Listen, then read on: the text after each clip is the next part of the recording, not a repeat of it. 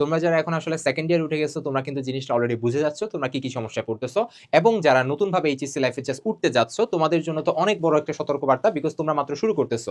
So শুরু থেকে যদি তুমি সব পারফেক্টলি করো তাহলে তোমার আলটিমেট রেজাল্টটা কিন্তু খুবই ভালো হবে। তাহলে আসলে ভাইয়া কি কি জিনিস আমার সমস্যা হয় একটু আমরা দেখি। সবার প্রথম যে জিনিসটা আমরা আসলে রিয়েলাইজ করতে পারি না, আমরা এসএসসি থেকে যখন এইচএসসি লাইফে যাই কিংবা এইচএসসি ফার্স্ট ইয়ারটা আমরা এত বাজেভাবে কাটাই, এত হেলাই ফেলাই কাটে দিই, আমরা লাইক ছোট্টখাটো একটা চ্যাপ্টার ধরো ফিজিক্সের ভেক্টর, এই জিনিসটা শেষ করতে করতে আমার 3 থেকে 4 মাস আমরা ফেলাই দিই।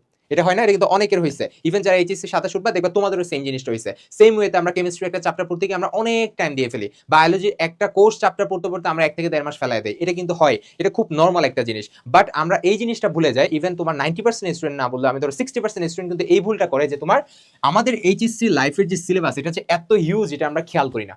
ঠিক আছে? সো আমাদের ফার্স্ট ইয়ারটা যদি আমরা এনি হাউ ওয়েস্ট করে ফেলি এটা কিন্তু কোনোভাবেই আমার কামব্যাক দেওয়া পসিবল না। কিংবা যারা এখন সেকেন্ড ইয়ারে উঠছো তোমরা অলরেডি যে ক্ষতিটা করে ফেলছো, তোমরা আজকে থেকে অতিরিক্ত সতর্ক হয়ে সামনে যাতে একটা দিনও ওয়েস্ট না হয় এটা তুমি এনশিওর করো। ঠিক আছে?